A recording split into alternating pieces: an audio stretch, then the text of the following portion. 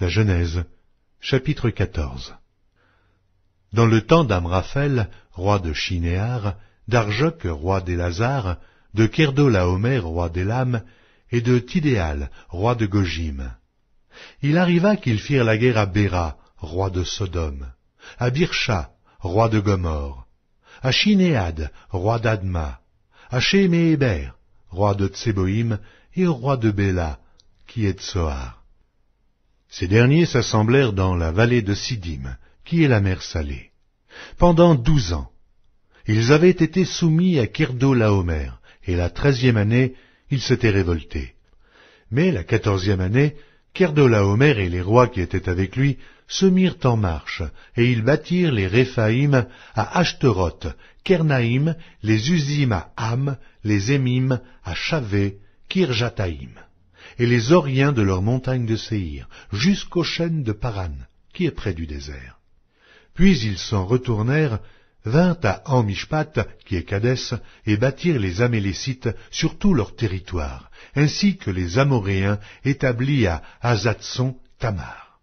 Alors s'avancèrent le roi de Sodome, le roi de Gomorre, le roi d'Adma, le roi de Tséboïm et le roi de Béla, qui est Tsoar, et ils se rangèrent en bataille contre eux dans la vallée de Siddim.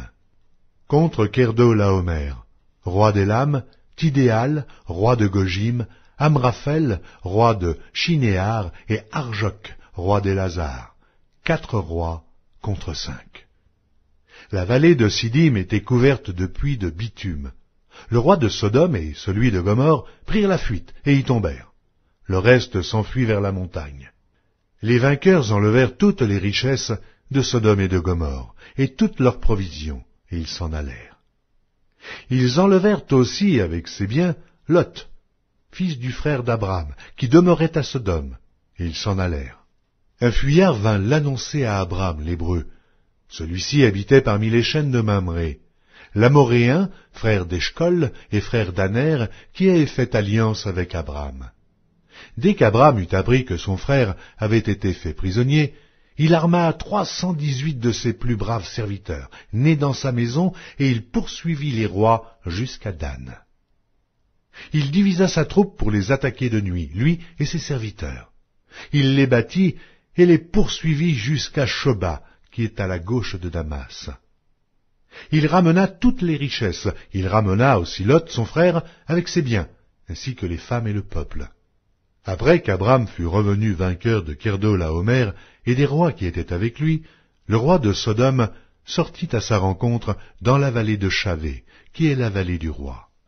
Melchisédek, roi de Salem, fit apporter du pain et du vin. Il était sacrificateur du Dieu Très-Haut. Il bénit Abram et dit, « Béni soit Abram par le Dieu Très-Haut, maître du ciel et de la terre.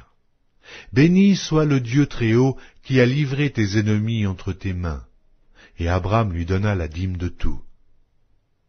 Le roi de Sodome dit à Abram, « Donne-moi les personnes et prends pour toi les richesses. » Abram répondit au roi de Sodome, « Je lève la main vers l'Éternel, le Dieu Très-Haut, maître du ciel et de la terre.